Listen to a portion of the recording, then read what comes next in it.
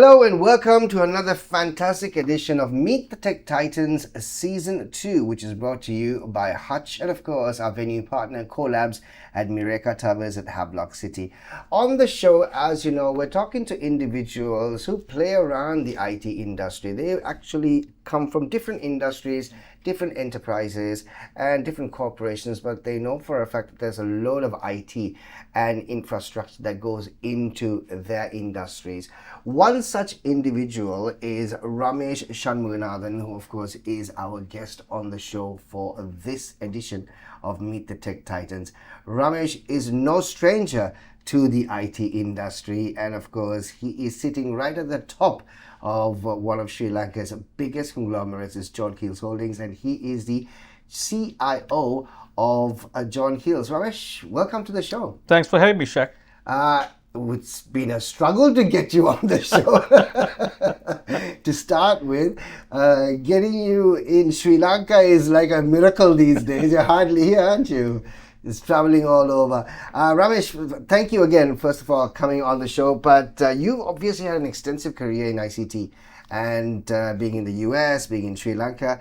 Can you, before we get into the cusp of things, can you share some pivotal moments in your career before you actually became the CIO of John Keells? So I started off at University of Moratuwa Right. as a graduate and then moved on to DMS. Right. Started my early days at DMS and then went on a Fulbright to US. I think that was my turning point in terms of tech. That's why I did my master's in computer science. Then I came back and joined KBSL under Keith Modern and Ajit Gunawardena. And actually that gave me the kind of a free canvas, so to speak, to kind of put my thoughts into motion in terms of setting up an SI unit and kind of dabbling in areas that Sri Lanka has never kind of played around. Right. I think that's where I think we set up the group-wide intranet for the group. We connected the group as early as in '99. Wow. When no one even thought of doing that. Right. So there were some pivotal steps that we've taken for the group, and we had a very supportive board in terms of investments in tech, which has kept John Keells kind of current and relevant in terms of tech, and also to help us to leapfrog the waves. In terms of driving innovation, where kind of it really mattered most, and also helping industries across seven industry groups, 70 odd businesses, to also drive their innovation in terms of what was relevant to them. Right. So we were not kind of forcing them to kind of group it up, everyone one size fits all, but we were kind of make it kind of easy for them to run at their own pace, so that we kind of took the kind of a pain of running tech out of them, right, and made it like a shared service, so to speak, right, so that they could only kind of focus on what they have to. So I think it's like government building the infrastructure for the country and say, okay, businesses you run. So businesses don't have to go and build the rail and the road and the common infrastructure. So that's what we did for John Keells. We looked at what's the common infrastructure, the common tech that you will need at like a 5-year horizon. Then we made sure that those kind of things fell in place for the businesses to then run probably ahead of time in terms of, because not having to worry too much about the commonalities which cuts across the group. The thing with John Keells, of course, is something that, I remember we did a podcast series with Cinnamon Hotels and Resorts just a few months ago. One thing that keeps resonating is the fact that they're supportive of the board, and that basically is something that almost everybody is actually talking about. Now, Ramesh, IT is a very sensitive subject, right? You could be sitting at the top of the board, but sometimes you just maybe not necessarily are part of it because you are, so to say, not within the scope. It's not your scope to understand, right? How has it been with John Keells? Because John Keells has been one of the first companies to adopt IT in a massive scale.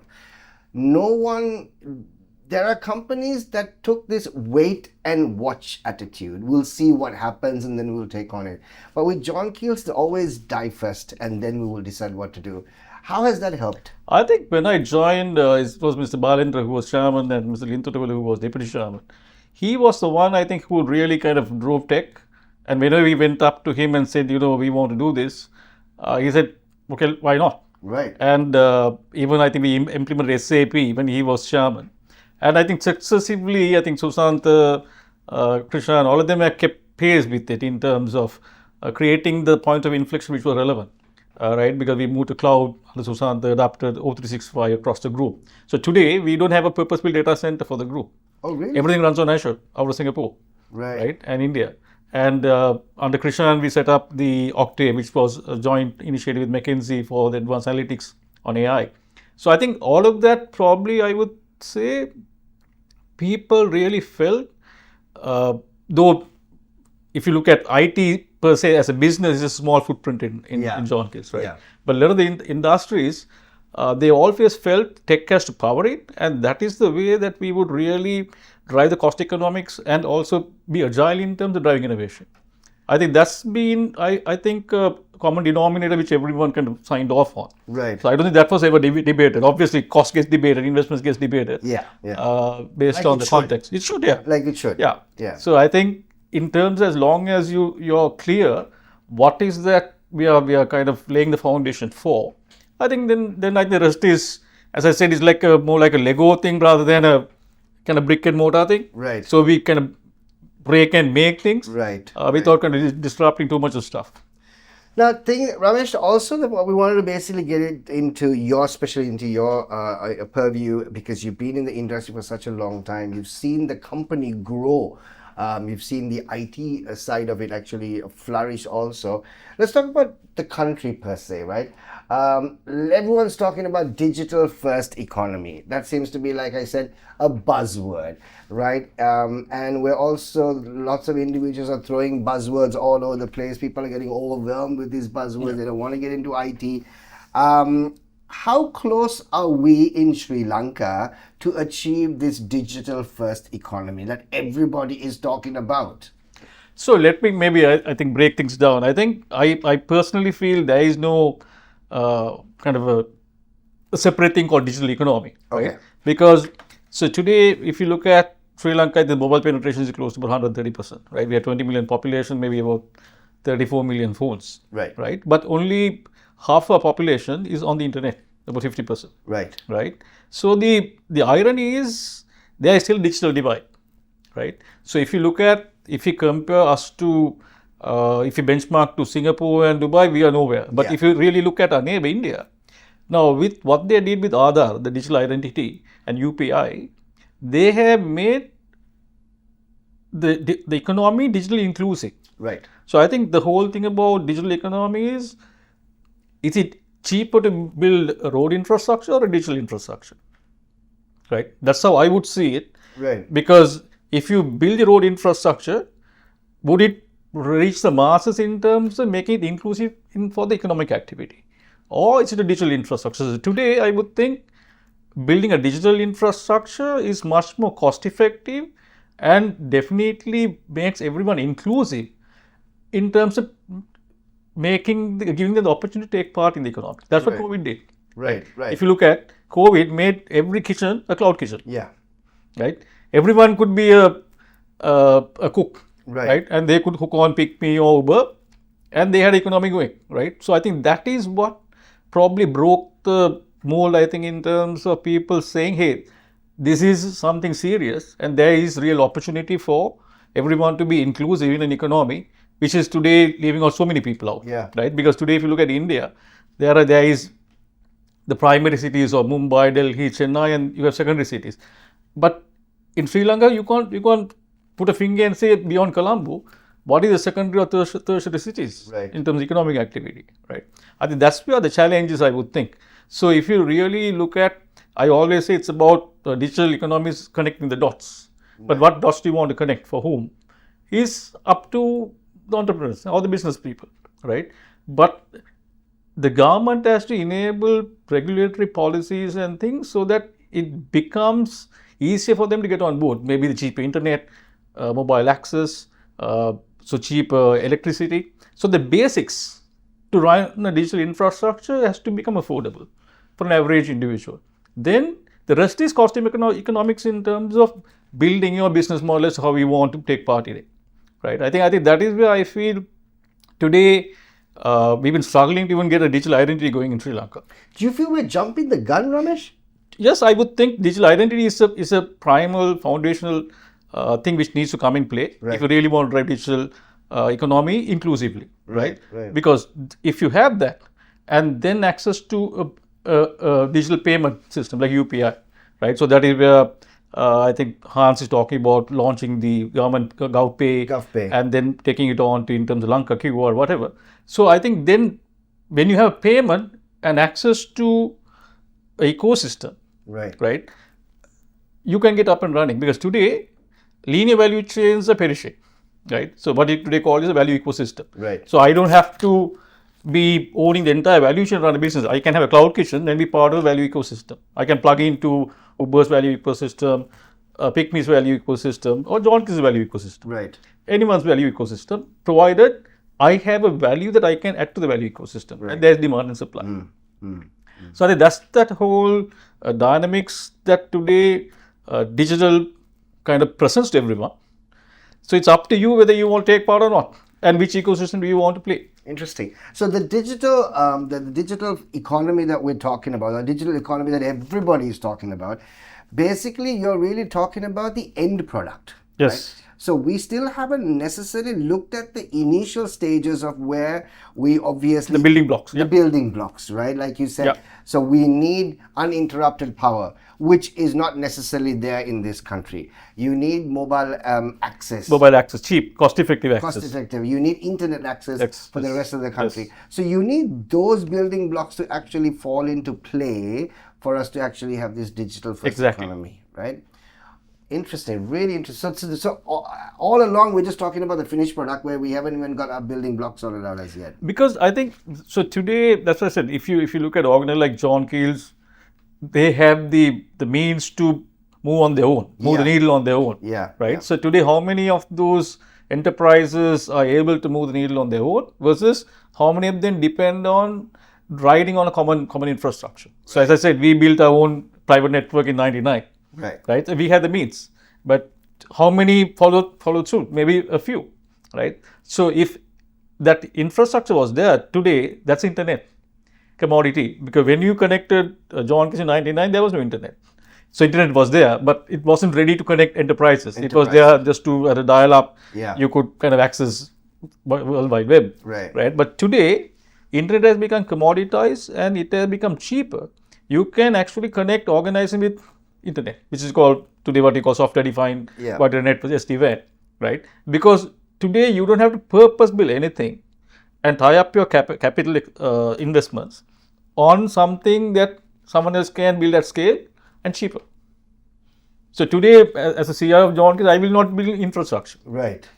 Like Azure will give me the data center, SLT or Dialog will give me the internet. You just tap in. Exactly. Right. So I just kind of get on the bandwagon and use it for whatever I want to. Exactly. Right? So I think that's what today, I think broken barrier, especially with iPhone, is the one which broke the whole mold in terms of moving from PCs to and kind of democratized digital access. Right? So anyone now with a phone has equal amount of access and don't have to buy a 2 to 3 lakh laptop or a PC. Exactly. Right? So I think that's where you see the Uber guys, everyone with a mobile phone is part of the economy today. Right? On delivery, they might be riding a vehicle. So it is about, they can even do 10 jobs in a day. See, Ramesh, the thing is, what we were also talking about is the fact that you did mention COVID, right? 5 years ago, like you said, every kitchen at home became a cloud kitchen, right? And every company or every company that was actually having a shop became an e-commerce. Right? But the problem is, there was a time that COVID pushed everyone to it, right? Exactly. And we all hope that it will continue to move that way. But it hasn't, has it? Everyone's come back to where they were before 2020. Why is that? I think that's where I feel Sri Lanka has this cultural, I would maybe call it a glitch. Right. Because I think we are probably, I don't know, very status quo oriented. Right? So even, I think, I remember this conversation that I had with supermarket chain. Because at peak, everyone clamoring to Keells.com, and we had to rehaul, we had to launch a fresh site because we couldn't handle the volume. And after doing that, when COVID kind of tapered down, everyone is back at the supermarket. That's right. No one is using the app, no one is using the portal, because I feel for most of them it's like more like a family outing going to a supermarket. Right. So it's more of a recreational activity than a convenience. Convenience, right? Yeah. So today, if you look at, I was in Dubai and Singapore, no one goes to supermarkets to buy groceries. Exactly. Unless it's something that, they want to kind of, it's a fresh product or something, they want to be so picky that they want to see it. Right. So I think the whole challenge that I'm seeing is in terms of people breaking the mold, and I think probably the younger generation is coming into that thing. Maybe it will take another maybe 5 to 10 years. I would think things would shift because I think the baby boomers, obviously their comfort is more physical, touch and feel sort of thing. Yeah. So I feel it's a cultural issue. For me, I think I am also unable to kind of really break it down. Yeah. It surprises me that when you had that kind of convenience, why would you go back? Exactly. I mean, that was like a sweet spot for everybody in the IT industry. Yep. Because that was a point that they were struggling to get the country to, and it got there forcefully. Right? Nobody voluntarily went there, and there were individuals who refused to get there, were also being left behind, but they somehow managed to get there. 2 years down the line, we're back to where we started from. So, and this talk about moving digitally, talk about getting all the infrastructure up and running, if we can't do the simple things by moving towards that, find it very difficult. I think because if you look at the banking, it's the same thing, right? It's the same thing. So today, if you look at, there are a few banks who are driving a digital strategy with the apps as well as the digital wallets. But predominantly, you will see people walk into the tellers, go to the ATM, depositing cash. So if you're really talking about digital economy, you have to drive cashless, right? So if you look at in India, demonetization drove that whole wave, Paytm, right? So today, even Paytm and UPI is accepted by even a Tekadi. That's right. Right? So there's also, now even when I went, they said, so you don't have UPI. So that is what they have. They don't want to even accept cash. But there is a hassle, right? They can get robbed. They'll have to do all of these stuff. So they are pro digital currency. So if you can actually really take the physical currencies out of the system, that is when digital economy will really thrive. So Ramesh, from somebody who's actually, like I said, sitting at the top of one of Sri Lanka's biggest conglomerates in terms of IT is concerned, right? Now, India has accepted digital currency because of demonetization. Yes. That's because something drastic had to happen. Right? And something drastic like that has to happen in Sri Lanka for us to I would think so. Like what? So, I don't know, personally, I feel demonetization is required here because when you have currencies at 5,000, all the big denominations floating around, there is no compulsion for you to drive convenience, right? And also, I think that is what also drives this parallel economy, right? The black money, all of that. So, I think demonetization streamlined a lot of the stuff in India, and I feel even in Sri Lanka, it could bring in a lot more governance and regulation in terms of what is being done, and also government's objective of increasing the tax revenue as well. Right? It brings a more inclusive, transparent society. That's for sure. I mean, that is something that you can actually basically look at. Moving into some of the emerging technologies in Sri Lanka, obviously, you did speak about banks though. I mean, fintech has been one industry that's been pushing digital transformation. Banks have been pushing their apps. Banks have been pushing making their utility payments done through the apps. They're giving sort of rewards for that. But what about the other sectors? For example, the health sector, the hospitality sector. Do you see absorption and adoption of tech in a way that you would like it to happen? So I think we ran incubation, I don't know, John Kids X for probably close to about 7-8 years. So what we've seen is that a lot of the young guys have good ideas, but ultimately funding is probably in short supply. Right. The venture capital side, and in terms of also adoption, in terms of people believing that this could really shift the needle for their industry. So one thing I'm talking about agri-tech, right? So we founded a company called Sense Agro, right? And then they've integrated to Keells Super. They've introduced the farmers who are supplying to Keells Super to increase productivity and the output, and also to reduce the cost of production in terms of vertical farming, precision agriculture. So what kind of amount of water is spent, fertilizer, all of those got really kind of managed, and the farmers really saw, even though they were not educated, that they saw a benefit, right? And the Keells is coming in promoting this.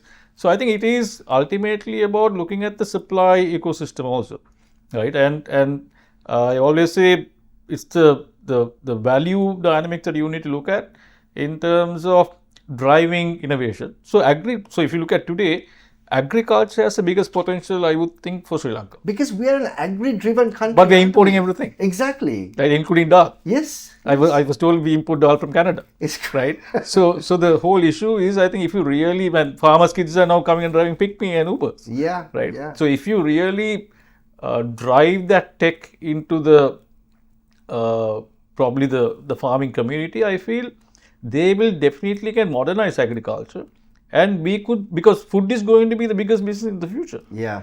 It's going to be the most wanted commodity. That's right. And if we can really leverage our capability and with the kind of a fertile land mass that we have, driving that as a pivotal thing, I feel our economy also would grow. What about the soft skills that's actually needed do you think that the generation, I suppose, look, the thing is, the Gen Zs is a generation that sort of were born into technology. People like us, we had to absorb technology and adopt technology. But individuals like us also find it difficult to sort of, upskill ourselves into technology, to talk and, adopt the technological things. See, Gen Zs right now are not in a decision-making position. It's still us. But some of us still have not sort of adopted technology, which maybe, I suppose, is also hindering the growth of this. Definitely. I think because a lot of the problem is even at the boards. I feel couple of the companies are blessed to have boards which kind of understand, at least kind of give that opportunity to leverage tech. But whereas I feel a lot of the board members are skeptical. Right. Because they still look at technology as a cost, not as investment. Right. That's the biggest barrier I see, because the moment you start looking at technology as a cost, that means there is no value.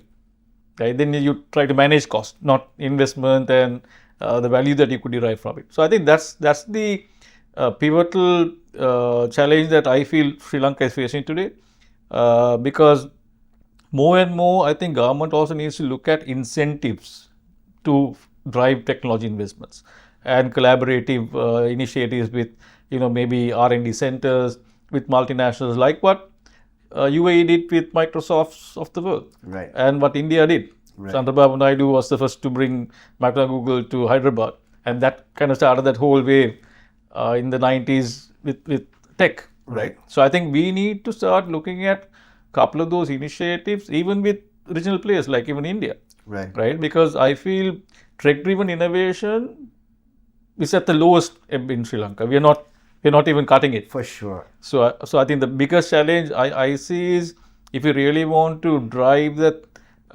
thing, we need entrepreneurs, and that entrepreneurship will not get kind of seeded unless you have external intervention. Right. So that the external intervention has to get facilitated through a framework, by collaboration, co-investments, maybe even R&D centers with multinational corporations will be a necessity to drive that. We also have a problem with brain drain. Yeah. We have that it's not the early section, it's not the junior executives or the seniors, it's that middle level that is unfortunately not there. And what we see that lots of corporates going on right now is the fact that they are trying to promote the junior level too fast to the middle level. And as it is, the senior level is anyway under a lot of pressure. So they need to take a couple of steps down to fill in some of the gaps in the middle level, which really doesn't help. True. I think because I think probably the series of events that we had from Easter attack to COVID to the economic crisis didn't help. Right. So I think a lot of that there was huge brain drain from the tech space, definitely. Yeah. Even beyond that, but that probably didn't help either. So I think today only thing we could hope for is a reverse migration, or where people believe that there is opportunity and potential for people to kind of really drive things. Right. And I think that change has to be felt. Right. It can't be just cosmetics. Yeah. Right. So I think that's where even in this government has a huge opportunity to kind of present that. Right. That is a real opportunity that people could really come back, like what people did in India. The NRIs came back, and today, if you look at now, they have 120 plus unicorns. Yeah. Right, and that is driven mostly by reverse migration and guys who believe that they could do much more than staying in US. It's not very easy to have so many unicorns either. And same thing happening in China. If you look at, a lot of people ask about DeepSeek. It's not that Chinese, most of these Chinese and Indians were working in US companies. Right. Now they've decided to go back and work for their motherland, Right. and drive those innovations. I think that's where I feel the biggest opportunity we sitting between China and India, who are going to be the two tech powerhouses into the future. And we should look at how we could tap into that resource base and the opportunity. But what I feel also is the fact that we have some of the biggest brains in Sri Lanka, and some of the smartest brains in the tech world living in Sri Lanka, sitting in Sri Lanka, but they are not necessarily working for Sri Lanka. They are working for an multinational company. So their value is not felt by Sri Lanka. It's because it's not their fault. It's because Sri Lanka hasn't given them that opportunity. So where do we actually open the doors to individuals like them? I think it's not necessarily bad, because if you look at even in Dubai, Singapore, now they attract the so-called digital natives to come and reside in Dubai and still be employed elsewhere. Okay. Right. So I think it's a good way of also kind of highlighting talent in Sri Lanka.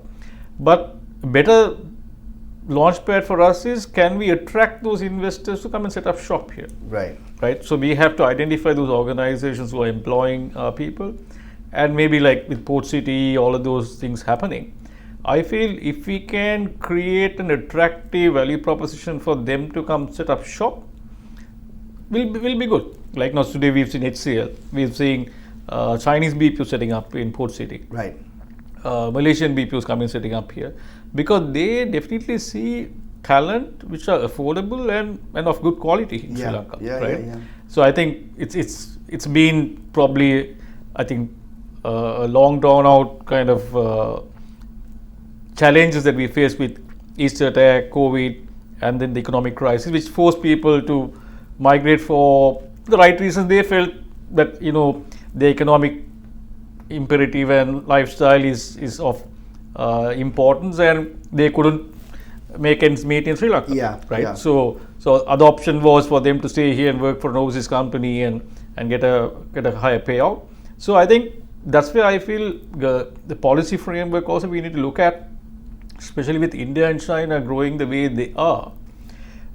We also have the language working for advantage. A massive advantage. Right? So if we can really use that's why I always say, if we can make ourselves a mobile R&D hub, maybe even the phase 2 Chinese companies and even Indian companies, because of language skills, because of a country and how it's placed. So that's why I always say it's not about building railroads and shipping lanes and flight paths. It's about, if you can make Sri Lanka a digital hub in that sense, truly between India and China, I think we have a huge opportunity in kind of really driving that economy as well. That's the funny thing that you actually said. That was actually going to be my next question, in terms of what are the possibilities of Sri Lanka being a digital hub, because we are right smack geographically. Yeah. Also, we are blessed where we are. We basically are just a couple of 100,000 kilometers from countries that are thriving digitally, and we are where we're still at the infancy stages. and what are the possibilities? So I think if you look at how, like if you look at from a digitally, we are connected quite well. On CME, we 3, 4, 5, 6 all goes through Sri Lanka, right? And so if you look at, then it boils down to Sri Lanka Telecom, Dialog, the telco operators, also to kind of leverage that capacity and then really drive tech to the level that you also see the cost economics coming down, right? So if companies feel digital infrastructure is good and it's affordable, I don't think there'll be disincentive to then come here, other than the framework in terms of regulatory, where government also needs to look at how do we give incentives for companies to come and set up shop here, right? And also we also need to identify where do we really want to market ourselves, what skills, right? So today I think one of the challenges I feel is, though certain universities put out good talent, the talent is very limited, right? So I think that's where I think we also need to look at a collaboration in education as well, right, with foreign universities, because I feel if we make Sri Lanka as a solid education hub as well, because we also need to understand if we want to drive us as a digital hub, we must have the supply side of the people, not to the scale of India, but at least we must identify, but these are the skills that we want to develop in Sri Lanka. Then what do we need? What are the universities we need? What do we need to kind of bridge, so that not only Sri Lankans, we should attract talent from the regional countries like Malaysia, Bangladesh, all of them to come and study here and work here. Right. That's what Singapore and Dubai did. And India. Right. Yeah. So it's not Sri Lankans that's why I'm saying, if we really want to make it a digital hub, we should forget about just saying there should be only Sri Lankans who should be working in this. Right. We should be attracting global talent pool and make this another Dubai or a Singapore. And I feel we are 10 times bigger than Singapore and Dubai. Yeah. Right. In terms of talent. In terms of talent, capacity, in terms of whatever we could offer. Though we kind of missed the bus twice or thrice and ended up where we are today. But I feel we have that opportunity. So Ramesh, looking forward, the next 10 years, you know that things, we spoke about this also. We take 2 steps forward, we take 3 steps back, and then we're back to square one again, We need to stop that, I suppose. I think collectively we also need to stop that. I think the government needs to play a big role in trying to push it. Like most of the other governments, of course, around the world, there has to be something drastic that really needs to happen to sort of push moving digitally forward, because that's exactly what happened with COVID. Every other country has taken COVID as a platform to move forward. We've just come back. Because we're happy with our little bubble that we've created. Where do you see us going 10 years from now? Oh, that's a very challenging question, because I feel if you look at the recent World Economic Forum, our competitiveness index, right? In I think early 2010s, we were in the 60s. Now we have slipped to maybe 80s or 90s, right? Yeah. It's not that we have probably are progressing lesser, but other countries are beating us, right? So I think that's why we need to understand the urgency for action is now. Right. So we always say, okay, we just kind of got through the election, give them 5 years, 5 years. I think we've lost a good 20, 25 years. That's right. Right. So I think it's important for us to understand and have a very cohesive strategy which transcends governments. I think that's where the bigger challenge I see is administrative services and policy has to be consistent. It can't be changing every 5 years. Right. Because you can't drive a digital skill-centric strategy on that platform, right? Because if we say we are going to develop skills on AI or skills on security, skills are relevant for the next 10 years, then we have to sustain that and give investors the confidence. Okay, if I come and set a co-innovation lab or university, that investment I'm not going to recover in 5 years. Right. So I think that stability, I don't think we are sending signals the right way for people to come and really invest in the longevity of our strategy and the economy, right? I think that's where the challenge is, I would think. In the absence of it, then people tend to leave Sri Lanka and go elsewhere, right? Because if you ask me, I feel agri-tech, ed-tech, health tech, fintech, we can actually, especially even medical sciences, right? Healthcare. If you look at, I think our healthcare is pretty good, but hospitals and the customer service is as lot of room for improvement. Yeah, for right? sure. If you compare to India, all these places, I think our health system is good. It's very good, Right. actually. So I think that's another thing we could even telemedicine promote and really drive those significantly, and the education system as well needs to go hand in glove in terms of building the supply side of the economics. Right.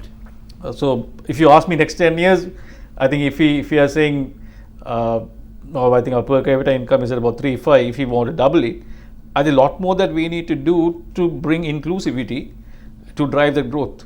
Interesting. Right. Yeah. So I think that's where I feel we have to identify those core skill sets and then align strategies to ensure the supply side of the economics fall in line.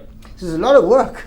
Yep. There's a lot of work, and then I mean it's Because even for us now, I'm just saying, even as an organization, now when we say, now I need 10 security guys, sometimes I'm recruiting campus graduates and training them. yeah. Right. So the whole issue is now that has to happen at a country level. Right. Right. So in the absence of country having a clear strategy in terms of what skills do I need to drive this growth, the so-called digital economy, inclusive growth, then the alignment is not going to come.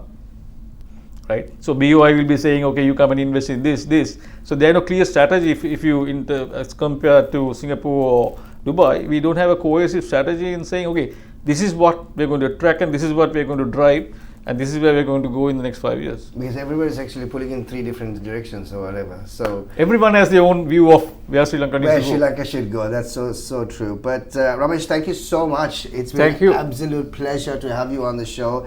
It's been great to sort of, tap into that brain of yours to find out exactly where we are as far as the country is concerned and the amount of service that you've obviously been with John Keells. Huge conglomerate at the moment and a pivotal company and a corporation in Sri Lankan's economy, so to say. Thank you so much for being a part of the show, Ramesh. Thank you for having me. It's been an absolute pleasure. This is exactly what we do. We basically bring in the tech titans in Sri Lanka, individuals who've made a huge contribution to the tech industry in their own industries and how they use tech to benefit their industries, and speak to them, find out exactly what we can do as far as the country is concerned, and find out how the industry can actually move forward right here with Meet the Tech Titans. This is season 2 and it's brought to you by Hutch. We've got so many great guests coming up right here on our podcast series. We'll see you soon.